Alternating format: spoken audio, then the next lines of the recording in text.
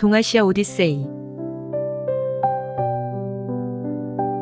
이 책은 동아시아의 역사와 문명 발전에 대한 고찰을 바탕으로 서유럽의 르네상스와 산업혁명이 어떻게 세계를 변화시켰는지를 살펴보고 있습니다. 4대 발명품인 나침반, 화약, 종이, 인쇄술이 어떻게 서유럽으로 전파되었고 동아시아는 왜 근대화를 제대로 이끌지 못했는지 등을 다루고 있습니다. 또한 일본이 어떻게 서구 문명을 받아들여 동아시아를 식민지로 만들어간 과정에 대해서도 살펴봅니다. 이 책을 통해 우리는 동아시아의 역사적인 과정을 돌아보고 같은 혈연으로 이어진 동아시아의 근대화에 대한 이해와 반성을 하며 앞으로 이러한 아픈 역사가 다시 반복되지 않기를 바라는 메시지를 전하고 있습니다. 또한 한반도의 역사적인 왜곡과 일본의 식민지화에 대한 이야기를 통해 우리는 더 나은 미래를 위한 교훈을 얻을 수 있을 것입니다. 이 책은 4대 발명품의 긴 여행이라는 제목으로 시작하여 동아시아와 서유럽의 역사가 어떻게 교차하고 발전해 왔는지를 다양한 관점에서 살펴보고자 합니다. 함께 이야기를 펼쳐가며 우리의 역사와 문명 발전에 대한 새로운 시선을 발견해 보시기를 바랍니다.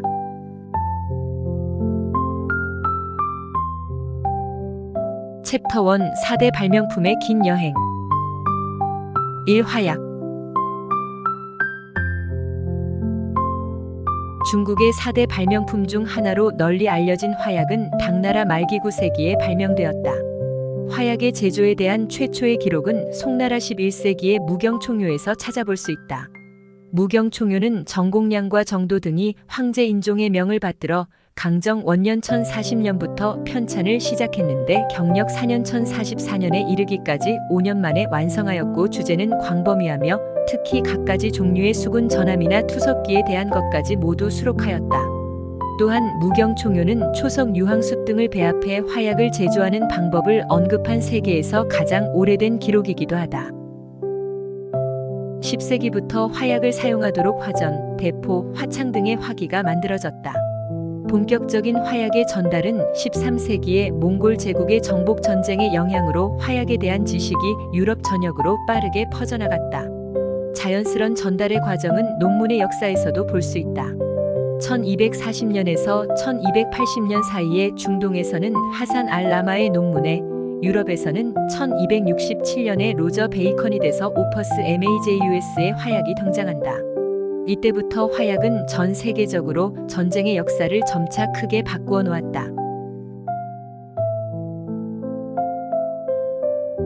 18세기 이후에는 산업혁명의 영향으로 화약 무기 기술은 더욱 발전되었고 화약 발사 속도의 향상과 정확도가 증가하였고 화승식에서 부싯돌식으로 발전하였다. 20세기에 이르러서는 대량 생산이 가능한 화학적인 화약 제조법이 등장하였고 그 사용량도 폭발적으로 증가하여 연사 속도가 향상된 자동 무기가 개발되었고 이 발전은 세계 전쟁사를 더 잔인한 살상 전쟁으로 바꾸어 놓았다. 이 당시 개발된 대표적인 화약 무기로는 기관총, 돌격소총, 탱크, 미사일 등이 있다. 바야흐로 21세기의 화약은 무기와 불가분의 관계가 되어 정확도가 극대화된 정밀 화약 무기 개발로 발전해 나가고 있다. 이렇게 서양으로 전달된 화약은 서양의 끊임없는 기술 발전으로 인해 더욱 강력하고 정확한 무기 개발로 이어졌고 화약 무기 중심의 군사 전략 전술로 변화했고 전쟁 방식, 국가 경쟁력, 사회 변화에 크게 영향을 미쳤다. 이 나침반. 나침반의 시작은 정확히 찾을 수는 없지만 자기에 대한 최초의 중국 문서는 기원전 4세기 귀국자의 문헌이다. 첫 연자석은 철을 끌어당긴다. 라는 말이 나와 있다. 역사학의 일반적인 정론은 아랍이 중국으로부터 나침반을 전수받고 다시 이를 유럽에 전파했다는 것이다. 첫 연자석으로 짐작되는 숟가락에 대한 최초의 언급은 중국의 후한 때의 왕충이 지은 논영에서 서기 7080년대에 진행했던 동위선상의 지점을 표시하는 작업에 관련되어 있다. 자기 편차에 대한 설명은 880년 의관시지리몽에 등장한다. 비슷한 시기에 다른 문헌에도 자기 편차를 암시하는 서술이 있다. 이 자기 편차에 대한 사실을 알기 위해서는 나침반의 사용이 필요하다.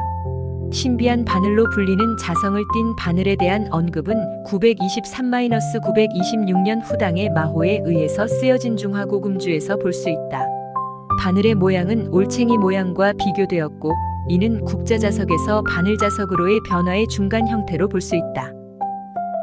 자기 방향 측정 기구는 송나라 시대 1040-1044년의 책에 기록되었다. 정확히는 남쪽을 가리키는 물고기라고 설명되어 있는 그릇에 물에 떠 있는 남쪽을 가리키는 철 조각에 대한 설명이 있다. 무경총효는 군대가 어두운 날씨나 밤이 되었을 때 방향을 구분할 수가 없고 자신의 위치를 파악하지 못하게 된다. 이때 그들은 남쪽을 가리키는 물고기를 만들어 사용할 수 있다고 말한다. 이것은 금속 아마도 철을 가열하여 얻을 수 있으며 현대에 알려진 열잔류 자화 현상을 이용하였다. 이 현상으로는 약한 세기의 자화도밖에 얻지 못한다. 중국인들이 유도와 잔류자기를 이용하여 자석을 얻는 동안 유럽에서는 1600년대까지는 이러한 발견이 나타나지 않았고 서방에서는 윌리엄 길버트 가자석에 관하여 DEMAGNET에서 처음 언급한 것이 서양으로서는 자석을 거론한 첫 논문이다. 중국이 자석을 거론한 것이 서양보다 빠르다는 것은 반박의 여지가 없이 자화바늘을 언급한 1088년의 중국 문학에서이다.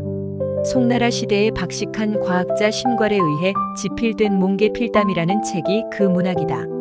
이 책은 자세하게 흑점쟁이가 어떻게 바늘에 자철석을 문지름으로써 자성을 얻어 한 줄의 비단실에 매단다고 언급하였다.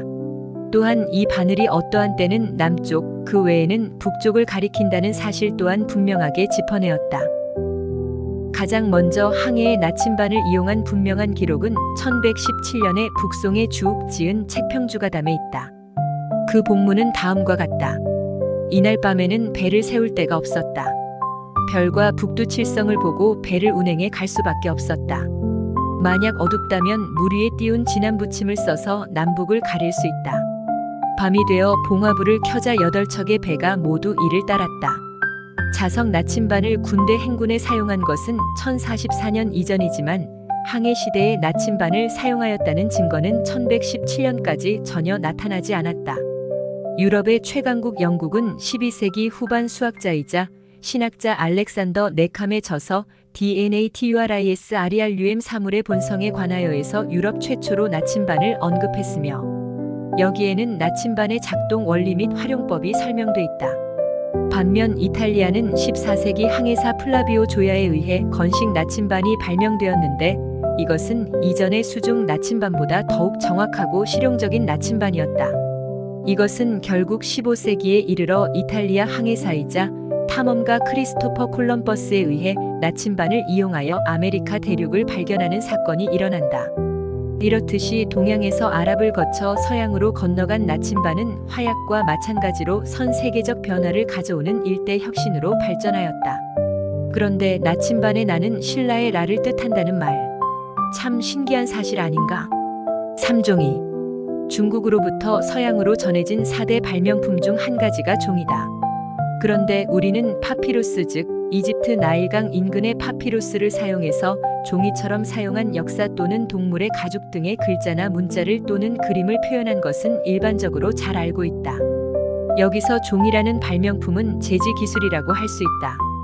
종이를 만드는 기술은 역사적으로 기원전 2세기까지 거슬러 올라간다. 기원전 2세기 중국의 당시 법원 관리였던 체류는 삼배, 뽕나무, 낚시 그물 등 다양한 식물 섬유를 사용하여 종이를 만들었다고 한다. 이런 종이는 3세기 후반에 고구려를 거쳐 한반도에 전파되었을 가능성을 제시하고 있다. 이는 고구려가 중국과 활발한 교류를 했던 시기이며 고구려 무덤에서 발견된 3세기 후반의 종이 조각들이 근거가 되었다.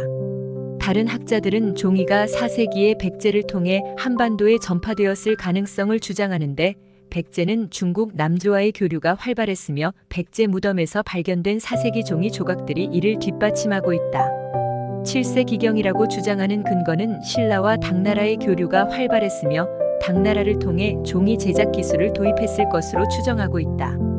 종이가 일본으로 전해진 시기는 7세기 후반 백제 승려 담증이 일본의 종이 제작 기술을 전파했다는 것으로 담증은 백제가 멸망한 후 일본으로 건너가 불교를 전파하면서 종이 제작 기술도 함께 전했다고 한다. 12세기에 이르러 종이는 중앙아시아를 거쳐 아랍 세계로 전파되었다. 유럽에는 14세기에 도입되었고 활자 인쇄술의 발달과 함께 빠르게 보급되었다.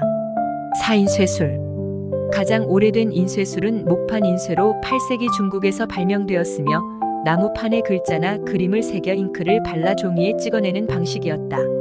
11세기 중국에서 발명된 활자 인쇄는 인쇄술의 발전에 획기적인 변화를 가져왔는데 점토, 나무, 금속 등으로 만든 활자를 사용하여 글자를 배열하고 잉크를 발라 종이에 찍어내는 방식이었다. 인쇄술이 유럽으로 전파된 시기는 15세기 중반으로 유럽에 전해진 활자 인쇄는 유럽 사회에 엄청난 영향을 미쳤다. 종교개혁, 과학혁명, 계몽주의 등 역사적 사건들의 발전을 촉진했다. 이렇게 전달된 4대 발명품은 나침반은 항해술로, 화약은 전쟁의 살상 무기로, 종이와 인쇄술은 개혁과 혁신을 다지는 기초를 만들어냈다. 이제 그 응용 발전된 문명의 힘은 동아시아를 향해 화약으로부터 발전된 총과 자본주의의 경제 시스템으로 기존 동아시아의 질서를 파괴하기 시작한다. 동아시아가 전해준 4대 발명품을 가지고. 감사합니다. 다음은 제2장 열강들의 식민지 경쟁편을 보내드리겠습니다.